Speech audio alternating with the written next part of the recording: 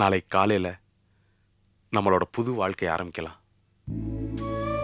நாளை காலையில நான் எந்திரிச்சு பார்க்கிறேன் என்னோட விஜி பழைய அழுமூஞ்சி விஜயா இல்லாம எந்நேரமும் சிரிச்ச முகத்தோடு இருக்கக்கூடிய புது விஜயா என் விஜயா வரணும். என்ன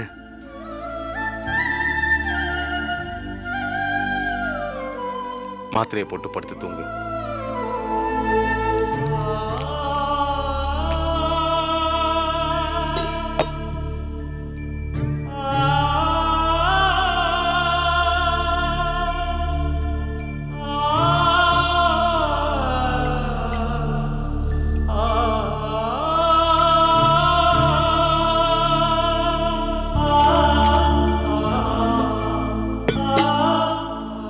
படு விஜய், நான் போசனை பார்த்து வந்துடுறேன்.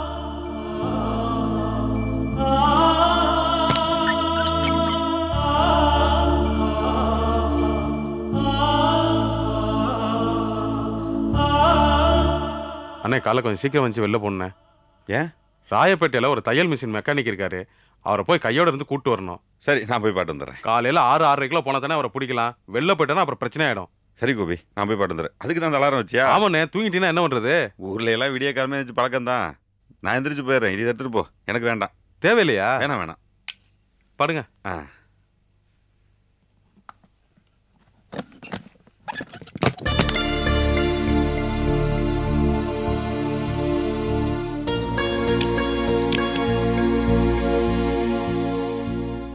என்ன விஜய், படுக்கலையா?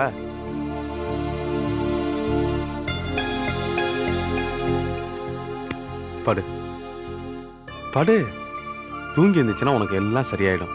படு.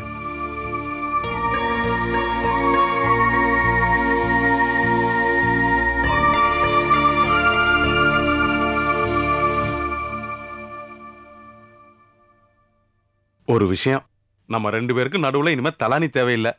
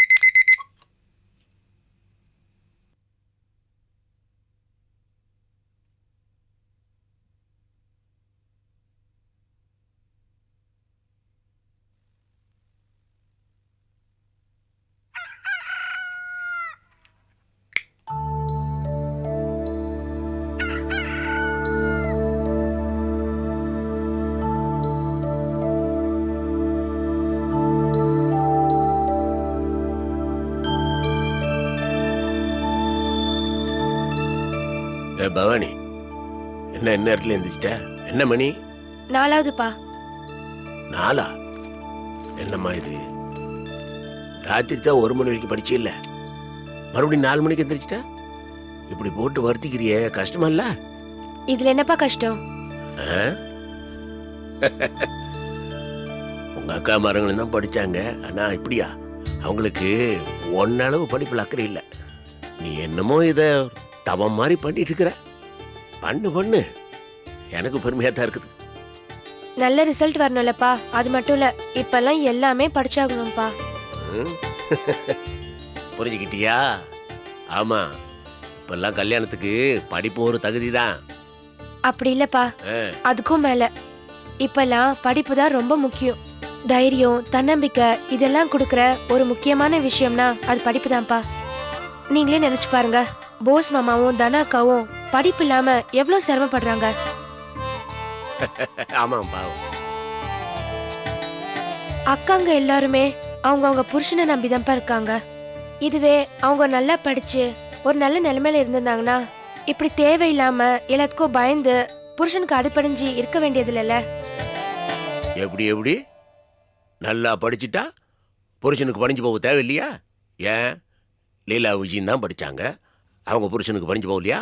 நீங்களே சொன்ன மாதிரி அவங்க எல்லாரும் படிப்பை 10ஓட 11 நினைச்சுதான் படிச்சிருக்காங்க. ஆனா நான் அதை அப்படி நினைக்கலப்பா. என் பேர் மாதிரி, என் அட்ரஸ் மாதிரி படிப்போம் நான் யாருன்னு மத்தவங்களுக்கு அடையாளம் காட்டுற மாதிரி இருக்கணும்னு நான் நினைக்கிறேன்ப்பா. அடேப்பா, ஏய், நான் உன்னை ஒன்றும் தெரியாது சின்ன பொண்ணுன்னு நினைச்சுக்கிட்டு இருந்தேன். இத்தனை பெரிய விஷயத்த இத்தனை சுலபமா சொல்லிவிட்ட. சந்தோஷம்தான். நான் என்னமோ என் பொண்ணுகளை ஒரு குறையும் இல்லாம வளர்த்துட்டு தான் நினைச்சிட்டு இருக்கிறேன். இப்ப இல்ல புரியுது, ஒன்னளவு தெளிவு நம்பிக்கையும் மற்ற பொண்ணுகளுக்கு கொடுக்கல. அப்பா சாரிப்பா, நான் ஏதாவது தப்பா பேசிட்டேனா? இதுல என்ன தப்பு? உள்ள உண்மையை தெளிவா சொல்லியிருக்கிற. படி படி, நல்ல மார்க் வாங்கி நல்லா முன்னுக்கு வான்னா 4 மணிக்கு எந்திரிச்சிட்டே பாவா. தாங்க ஒரு காபி சாப்பிட்டு தெம்பா படிக்கிறியா? பாரு, அப்பா கை காபி சாப்பிட்டு பாரு. சரிப்பா.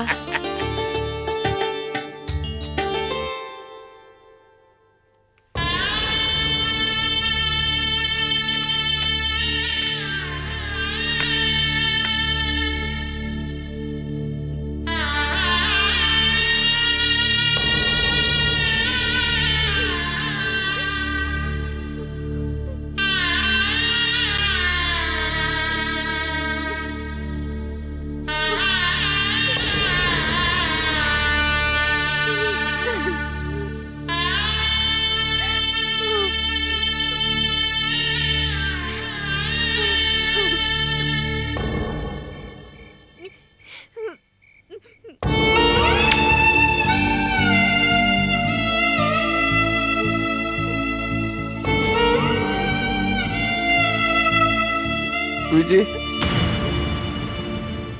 என்ன விஜி, என்ன விஜி உன் பிரச்சனை? என்கிட்ட சொல்லு விஜி.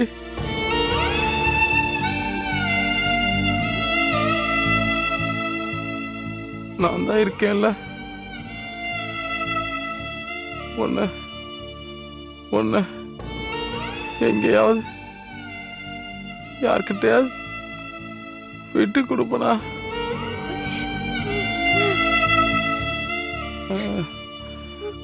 என்னாச்சு விஜி இப்ப?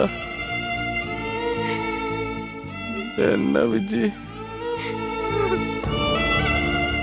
என்ன விஜி உன் பிரச்சனை? என்கிட்ட சொல்லு.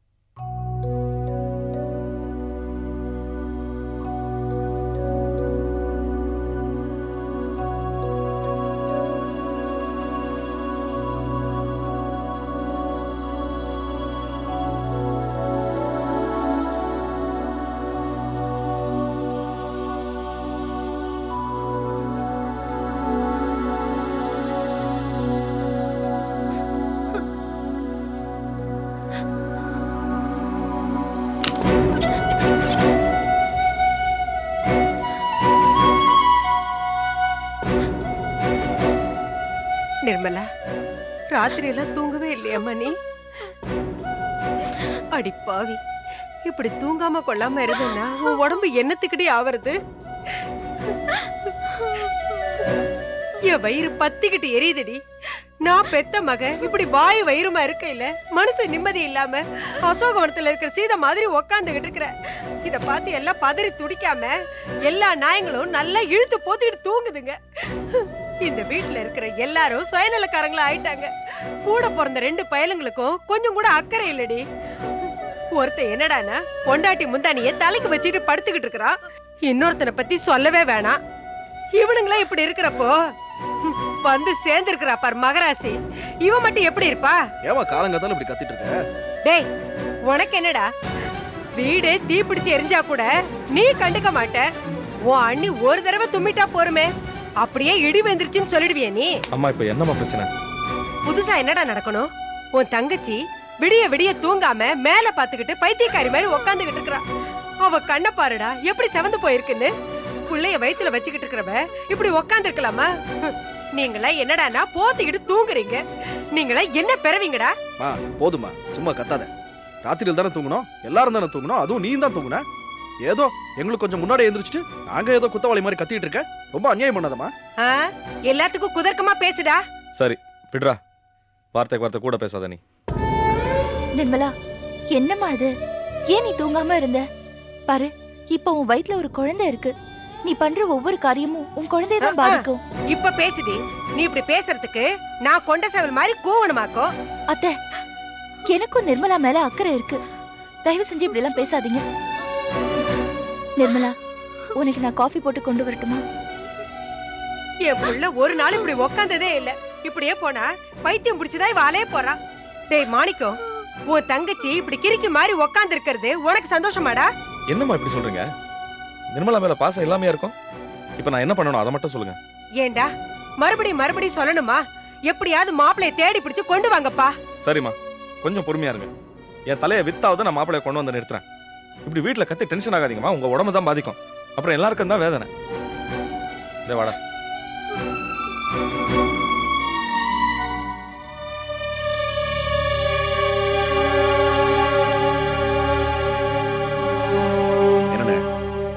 இருக்கிற நிலைமை பார்த்தா எனக்கே பைத்தியம் பிடிச்சிடும் போல இருக்கு. நீங்க கூட இப்படி ஆரம்பிச்சீங்கன்னா எப்படி? பின்ன என்னடா, கடையில எவ்வளவு பிரச்சனை, எல்லாத்தையும் சமாளிச்சுட்டு டயர்டா வந்து இங்க தூங்க கூட முடியல. எப்படா தூங்குறீங்கன்னு அம்மா கேக்குறாங்க. ஏதாவது வழி இருந்தா சொல்றேன். என்னத்த சொல்றது, எனக்கு ஒன்றும் தோணல. போலீஸ்ட்ட போலாமான்னு முதல்ல யோசிச்சேன். அது நமக்கு தானே அசிங்கம். பாப்போம், நம்பிக்கையோட இருப்போம். எங்க போயிடுவாரு? நம்ம இருப்போம்டா, அம்மா இருக்கணுமே. அதுக்கு என்னென்ன பண்ண முடியும்? சந்தோஷோட ஃப்ரெண்ட்ஸ் யாராவது மெசேஜ் கொடுத்தாதான் கண்டுபிடிக்க முடியும். வேற வழியே இல்லையாடா? எனக்கு தெரிஞ்ச வழியெல்லாம் ட்ரை பண்ணி பார்த்தாச்சு. அம்மாவை எப்படி சமாளிக்கிறதுன்னு தான் எனக்கு புரியவே இல்லை. அண்ணே, ஒரு விஷயம் யோசிச்சு பாருங்க. சந்தோஷால ரொம்ப நாளைக்கு இப்படி சுத்த முடியாது. சொகுசுல வாழ்ந்து பழக்கப்பட்ட ஆளு. கையில உள்ள காசு தீர்ந்துச்சுன்னா கண்டிப்பா ஏதாவது ஒரு ஃப்ரெண்டு தேடி வந்துதான் ஆகணும். அட்லீஸ்ட் காசுக்கு ஆகாது. நம்ம தான் எல்லா ஃப்ரெண்ட்ஸ் கிட்டையும் சொல்லி வச்சிருக்கோமே, யாராவது ஒருத்தர் ஃபோன் பண்ணாமையா போயிடுவாங்க. ஆனா அது வரைக்கும் நம்ம பொறுமையா இருந்து தான் ஆகணும். அம்மா பேசுற பேச்ச பொறுமையா கேட்டுக்கிட்டு தான் போகணும். இது என்ன புதுசா? பழக்கப்பட்ட விஷயம் தானே. இன்னைக்கே அதை கிளியர் பண்ணிடுறேன்.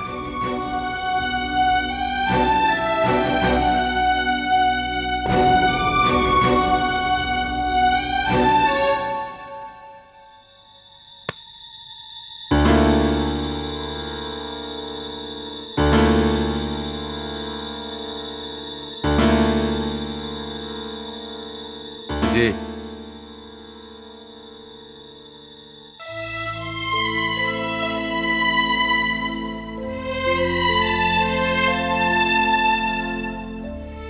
விஜய்,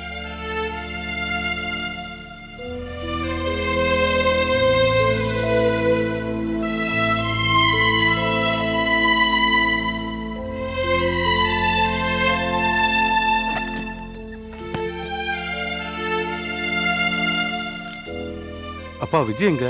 நான் பார்க்கலையேப்பா. அக்கா, வரேன்டா.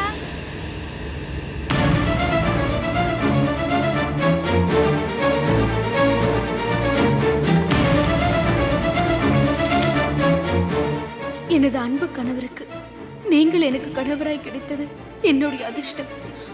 ஆனால் நான் உங்களுக்கு மனைவியாய் வாய்த்தது உங்களது துரதிர்ஷ்டம்.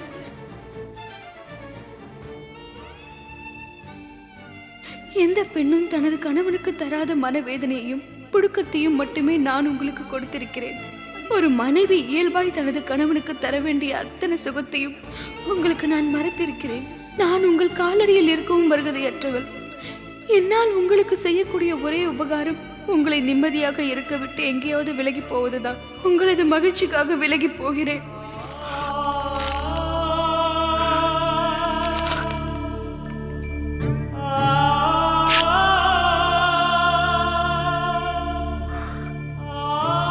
கோபி, என்னப்பா கூப்பிட்டா நான் வரத்துக்குள்ள வந்துட்டியா? என்ன விஷயம்?